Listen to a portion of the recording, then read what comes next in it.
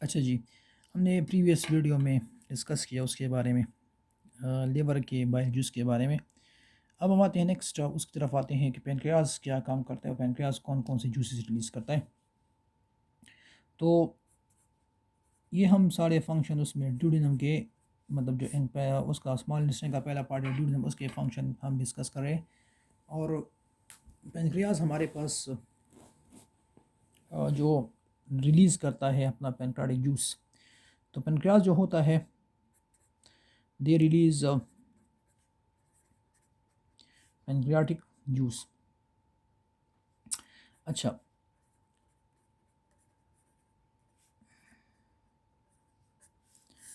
Pancreatic juice जो है ये हमारे पास डिफरेंट इसकी कंपोजिशन है पैनक्रियाटिक जूस की। तो ये जो पैनक्रियाटिक जूस है ये कहाँ से रिलीज़ होता है? देखिए, पैनक्रियाज जो होता है इसमें specialize type of exocrine cells है, एक्सोक्राइन टिश्यूज़ है, उनको कहते हैं एसिनर सेल्स। एसिनर सेल्स जो है,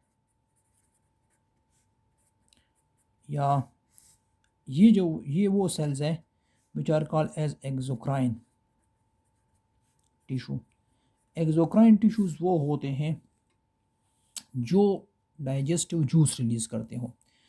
पैनक्रियाज जो होता है ये एक ऐसा ग्लैंड है जिसमें एक्सोक्राइन टिश्यूज़ भी है और एंडोक्राइन, मतलब हार्मोन प्रोड्यूसिंग टिश्यूज़ भी है, जो हार्मोन प्रोड्यूसिंग, तो इसलिए इसको हीट्रोक्राइन ग्लैंड कहते हैं। मतलब वो ग्लैंड जो एक्सोक्राइन भी हो और एंडोक्राइन हो तो उसको कहते हैं क्या? हीट्रोक्राइन। तो पैनक्रियाज हमारे पास एक हीट्रोक्राइन ग्लैंड है which contain both the gland which contain both endocrine, which are hormone producing, as well as exocrine,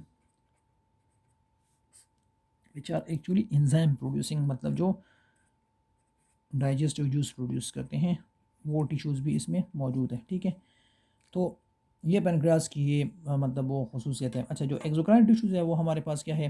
these are called as the acinar cells. अच्छा, ये जो एसिनर सेल्स होते हैं ना, इसका जो स्ट्रक्चर है थोड़ा सा डिस्कस करते हैं।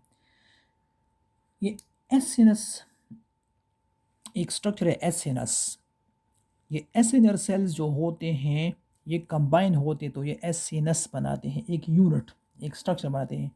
और उस एसिनस में तकरीबन 20 to 40 एसिनर सेल्स होते हैं। मिसाल के तौर पर देखिए, हमारे पास ये एक, फॉर एग्ज़ाम्पल हमारे पास ये एक स्ट्रक्चर है,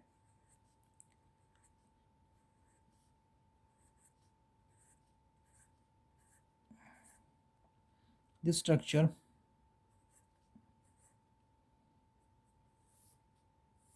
एक एक यूनिट, ये एक यूनिट है। This whole unit is actually called as a acinus, इसको एसिनस कहते हैं। ये जो एक एसिनस है इसमें ये जो एक एक यूनिट, एक एक सेल है, this one cell, this is called as a acinar cell, इसको एसिनर सेल्स कहते हैं। ठीक है, ये अच्छा, ये जो एसिनर सेल्स है, अब ये जो अगर हम इसको ऑब्जर्व कर लें तो इस एसिनर सेल्स के बिल्कुल सेंटर में, मतलब ये एसिनर सेल तकरीबन 20 to 40, जिस तरह मैंने अभी बताया, ये 20 to 40 सेल्स कंबाइन होती है तो ये एक एसिनस बनाते हैं। 20 to 40 सेल्स, इस एक एसिनस में कितने होते हैं? 20 to 40 सेल्स होते हैं, ये कंबाइन तो एक एसिनस बनाते हैं। इस एसिनस के नीचे जो है, इसके दरमियान में इस तरह एक और टाइप ऑफ सेल्स है। This cells is actually called as a centroacinar cells, centroacinar cells ये। और ये जो सेंट्रोएसिनर सेल्स हैं,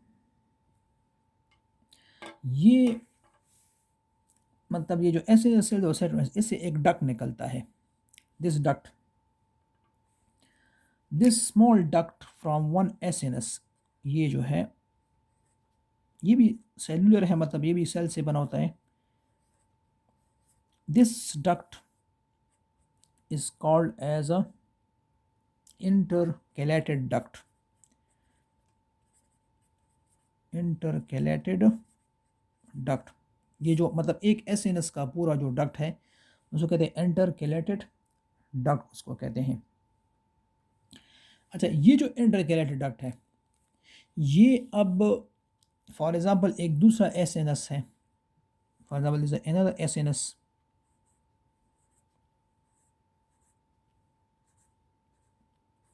ये एक स्मॉल एसएनएस है, इसको मतलब ये एसएनएस है, ये इसमें ये सेंट्रो एसएनआर सेल्स है, ये दूसरा एक एसएनएस है, ठीक है।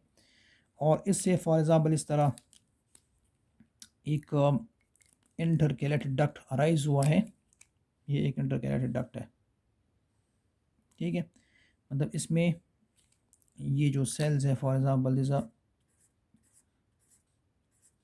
इंटरकैलेटेड सेल्स है, ये दोनों डक्ट जो होते हैं, जब दो एसएनएस का डक्ट इंटरकैलेटेड डक्ट कंबाइन होता है ना, जैसे एक डक्ट बनता है, this duct is actually called as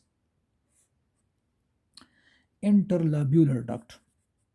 इसको कहते हैं क्या? इंटरलब्यूलर डक्ट इसको कहते हैं। तो देखिए एक एसएनएस है जिसमें हमारे पास सेंट्रो एसएनआर सेल्स है, और सेंट्रो एसएनआर सेल्स और एसएनएस का जो कंबाइन जो डक्ट होता है उसको कहते हैं intercalated duct.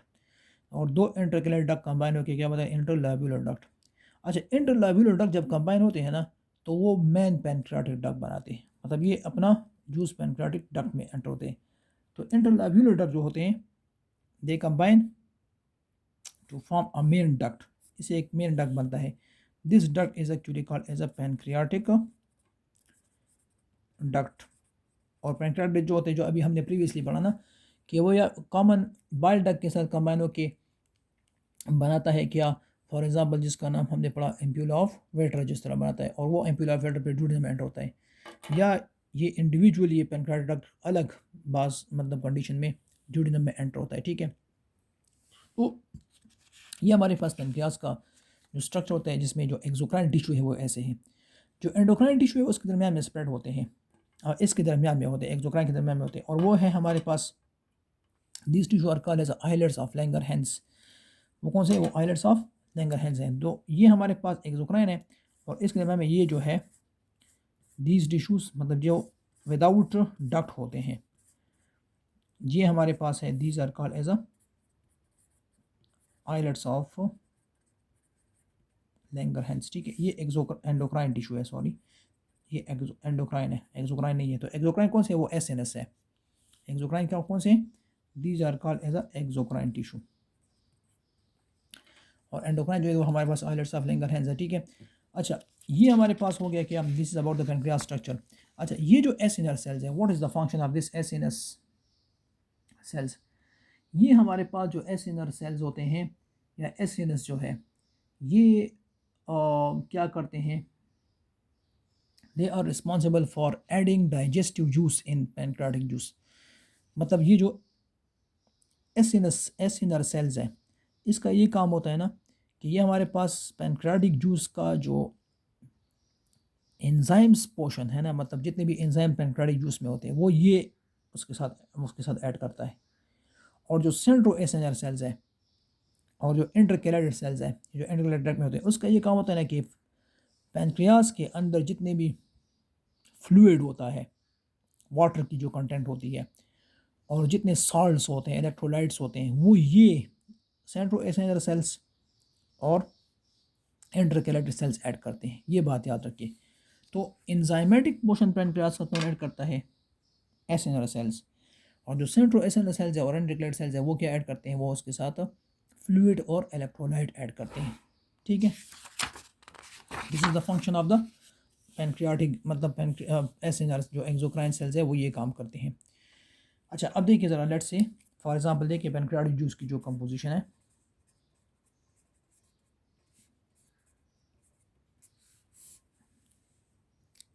The function of pancreatic juice, मतलब जो इस मतलब कंपोजिशन है और उसके फंक्शन। तो इसके साथ एंजाइम जो होते हैं enzyme, they are added by acinar cells, while the fluid and electrolyte portion या fluid और electrolyte जो है they are added by centroacinar cells and जो intercalated cells है ये फ्लूइड इलेक्ट्रोलाइट करते हैं। तो इन दोनों को फ्लूइड और इलेक्ट्रोलाइट को कंबाइन कहते हैं पैनक्रियाटिक जूस, ठीक है। अच्छा, अब इसकी जो पैनक्रियाज की कंपोजिशन है, मिसाल के तौर पर मतलब इसमें एंजाइम्स होते हैं, लाइक इसका शेप जो होता है पैनक्रियाज का, इसका पूरा शेप तो हमने ड्रा नहीं किया, वो तो हमने उसकी एनाटॉमी ड्रा की थी। तो इसका शेप ऐसे होता है, लाइक लीफ शेप इस तरह होता है। और वो पैनक्रियाटिक डक्ट जो होता है वो एंटर होता है किधर, ड्यूडिनम में एंटर होता है। ये फॉर एग्जाम्पल ड्यूडिनम है और ये पैनक्रियाज है, ठीक है। तो पैनक्रियाज जो होता है इसमें ये जो पहला वाला पार्ट है, फॉर एग्ज़ाम्पल जो ड्यूडिनम में एंटर होता है, ठीक है। तो this part is called is actually called as the head of pancreas. ये हेड है इसका, ये छोटा स्मॉल इसका पहले नेक होता है, फिर उसकी ये बॉडी है मेन जो पार्ट है, और ये इसका जो एंड पार्ट है ये टेल है, ठीक है। और इसके अंदर जो होते हैं फॉर एग्ज़ाम्पल वो जो हमने अभी ड्रा किए कि फॉर एग्ज़ाम्पल ये इसका मेन पैनक्रियाटिक डक्ट है, ये वाला, ये इसका पैनक्रियाटिक डक्ट है, ये इसको कहते हैं डक्ट ऑफ विरसंग या विरसंग डक्ट भी कहते हैं। और जिस तरह हमने अभी पढ़ा, ये जो पोर्शन है, ये जो स्मॉल यूनिट्स है इस तरह, इसकी हमने एनाटॉमी अभी पढ़ी, इंटरनल स्ट्रक्चर हमने पढ़ा। ये जो स्ट्रक्चर है this is actually called as acinus, ये एसिनस है, ठीक है। और ये भी ड्यूडिनम में एंटर होता है, ठीक है। ये इसका एक्सोक्राइन पोर्शन ये वाला, और दरमियान में इसमें क्या होते हैं, ये दरमियान में इसमें these are the exocrine tissue, endocrine tissue sorry, दरमियान में एंडोक्राइन होते हैं, और जिसमें डक्ट होता है ये एक्सोक्राइन है, ठीक है।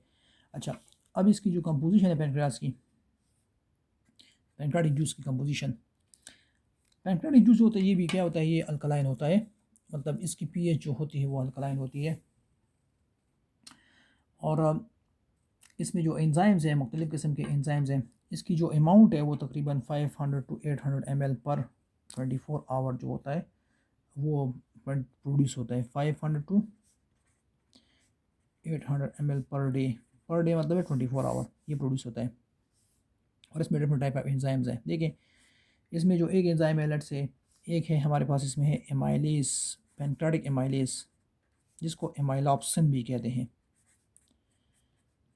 एमाइलॉप्सिन।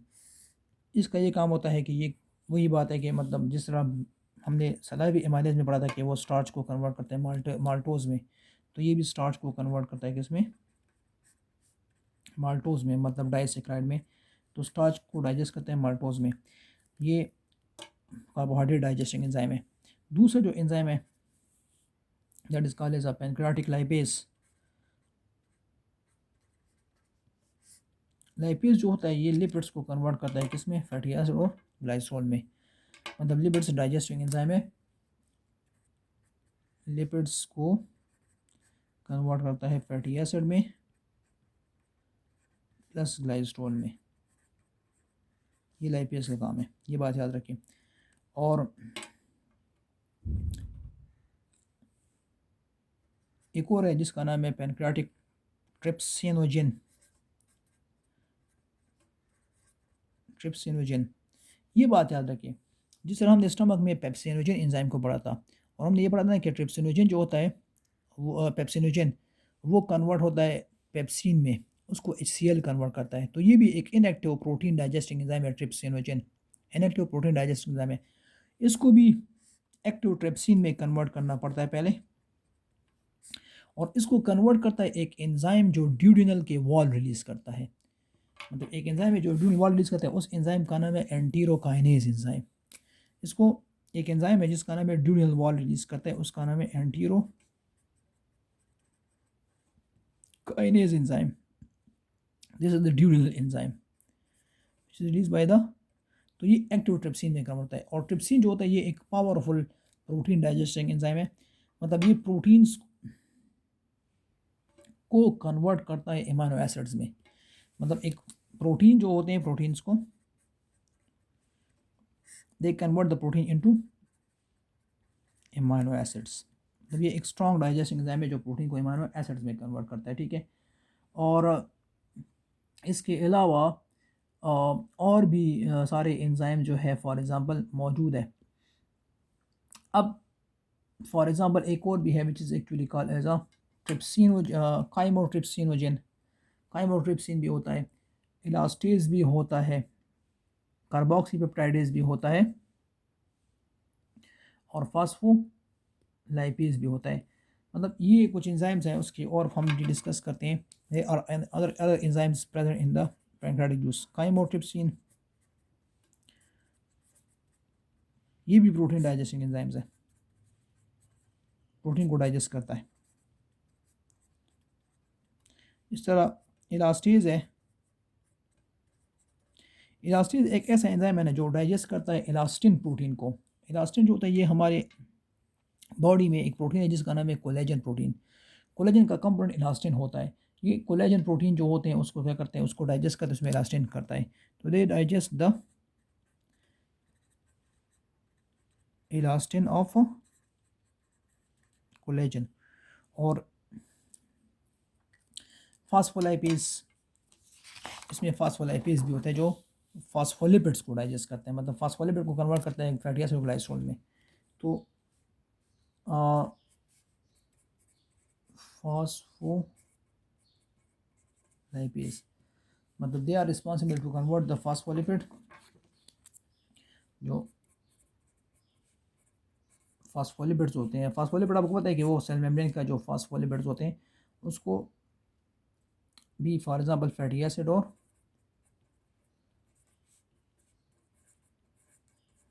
ग्लाइकोल में काम करता है। ये हमारे पास इस एंजाइम्स के ये फंक्शंस हैं। अच्छा, तो ये हमारे पास क्या है, this is the enzyme which is responsible for different components of substances digested by the pancreatic juice. मतलब ये वो एंजाइम्स है जो पैनक्रियाटिक जूस के कंपोनेंट होते हैं और जो डिफरेंट कंपोनेंट को क्या करते हैं, डाइजेस्ट करते हैं। अच्छा, तो ये हमारे पास एंजाइम्स डिफरेंट किसके होके, पैनक्रियाटिक जूस और उसके लिवर के। तो ये दोनों कंपोनेंट जो होते हैं वो लिवर और पैनक्रियाज ड्यूडेनम में रिलीज़ करते हैं, और उसके अंदर जो मतलब जो एसिडिक काइम के अंदर जितने भी कंपोनेंट्स होते हैं फॉर एग्जांपल उसको मैक्सिमम क्या करते हैं, डाइजेस्ट कर लेते हैं। अच्छा, फिर फूड हमारे पास नेक्स्ट कम टू द, हमने डाइजेशन ड्यूडेनम पढ़ा। अब इसके बाद फूड जो होता है वो डाइजेशन के बाद हमारे पास आता है, उसके लिए ड्यूडेनम के बाद जूजिनम पार्ट में आता है। जूजिनम जो होता है ये हमने इसका लेंथ पहले डिस्कस किया कि ये एक स्मॉल पार्ट है, मतलब स्मॉल इंटेस्टाइन के बाद, मतलब इतना ये वो पार्ट है जो ड्यूडेनम के बाद आता है, लेकिन ड्यूडेनम से लेंथी होता है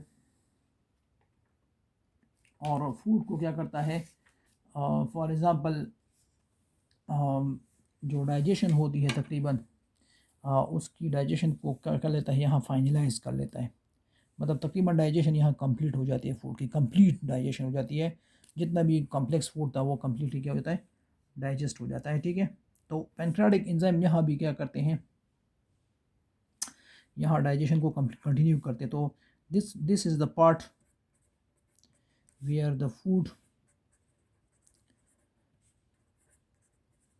डाइजेशन इज़ फाइनलाइज्ड, ठीक है। अच्छा, बाज़ कंडीशन में ऐसा भी करते हैं कि जूजिनम को क्या करते हैं, बाज़ लोग बाज़ कंडीशन में गैस्ट्रिक बाईपास एक सर्जरी होती है, ऑपरेशन होता है जिसमें जूजिनम को बाईपास करके फॉर एग्ज़ाम्पल जो स्टमक का जो पार्ट होता है वो डायरेक्टली जूजिनम के साथ क्या करते हैं, कनेक्ट करते हैं ताकि उसकी कैलोरी इनटेक जो है वो कम कर सके। तो जूजिनम बाईपास सर्जरी भी परफॉर्म करते हैं ड्यूजेनम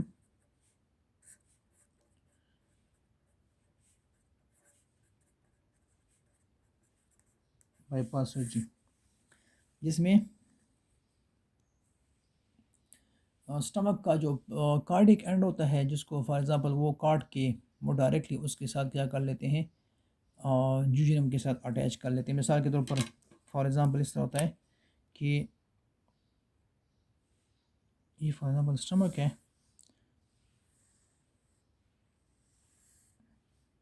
और ये हमारे पास ड्यूजेनम है, फिर ड्यूजेनम ये स्टार्ट होता है। तो ये जो पार्ट होता है, ये वाला पार्ट यहाँ से काटते हैं इस जगह से, जो कार्डिक एंड है, जिस तरह हमने पढ़ा था उसके बारे में, और इसको डायरेक्टली उसके साथ कनेक्ट कर लेते हैं। किसके साथ? इस एरिया के साथ, ड्यूजेनम के साथ। ये जो एरिया है इसको इस तरह कनेक्ट करते हैं। ये जो स्टमक को, या इसको गैस्ट्रिक बाईपास सर्जरी भी कहते हैं, ताकि फूड की जो डायरेक्ट एंट्री हो वो कहाँ हो, मतलब फूड इस तरह एंटर हो जाए, किधर, इस ड्यूजेनम पार्ट में। तो इसमें एंटर हो जाए ताकि ये इसको फूड कैलोरी इंटेक कम कर सके। लेकिन इस सर्जरी से बाज़ दफ़ा कॉम्प्लिकेशन भी हो जाती थी, मतलब ये अब नहीं करते, क्योंकि इसमें वेट जो होता है वो बहुत ज़्यादा कम हो जाता है बहुत कैलोरी इंटेक की वजह से, तो इसलिए कुछ कॉम्प्लिकेशंस भी पैदा हो जाती है, तो इसलिए इसको अवॉइड करते हैं। और फिर हमारे पास फूड जो होता है ना, entry into the ileum. Ileum वो पार्ट होता है जिसमें फूड की डाइजेशन तकरीबन कंप्लीट भी हो जाती है और फूड की एब्जॉर्प्शन भी हो जाती है। मतलब ileum is the part where the food is digested completely.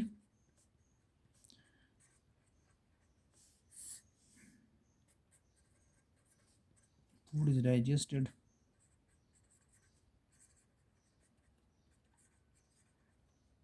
completely and also absorption occur। Absorption भी होती है और डाइजेशन भी कंप्लीट हो जाती है। अच्छा, इलियम जो होते हैं, इलियम के अंदर इसका जो, इसमें इलियम के अंदर भी फोल्डिंग होती है और उन फोल्डिंग को भी रोगी कहते हैं, जिस तरह हमने उसमें भी पढ़ा था, लाइक हमने स्टमक में भी डिस्कस किया था। इलियम जो का जो वॉल होता है, for example is the ilium wall, इसके जो एपिथेलियम होता है इस तरह फोल्ड होता है।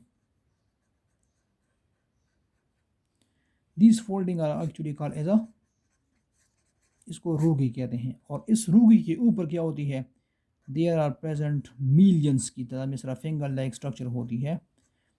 They are covered by a million like finger like structure. These are called as a villi या विलस। सिंगुलर विलस है, प्लूरल विलाई है। इस विलाई की वजह से फूड की एब्जॉर्प्शन होती है, ये बात याद रखिए। Villi is the part where the food is absorb. Food की एब्जॉर्प्शन जो होती है वो विलाई में होती है। तो एब्जॉर्प्शन जो होती है हमारे पास, ये कहाँ होती है, ये हमारे पास इलियम में होती है। और इलियम का कौन सा पार्ट है, विलस, विलाई।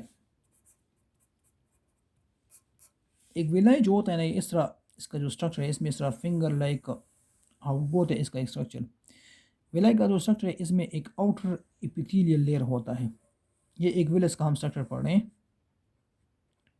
इसमें इस तरह एक आउटर एपिथेलियल लेयर है,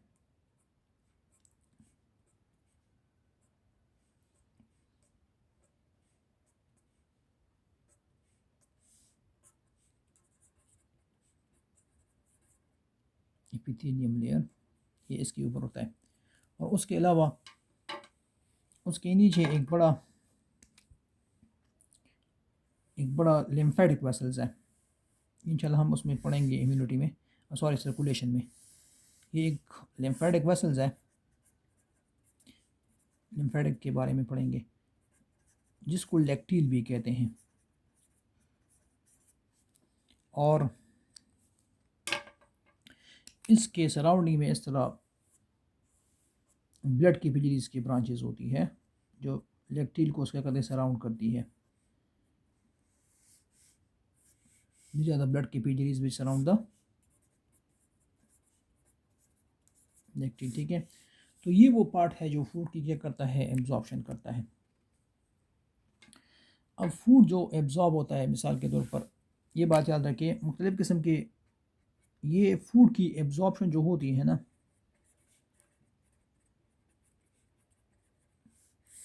फॉर एग्ज़ाम्पल ये फैसिलिटेटेड डिफ्यूजन के थ्रू भी होती है।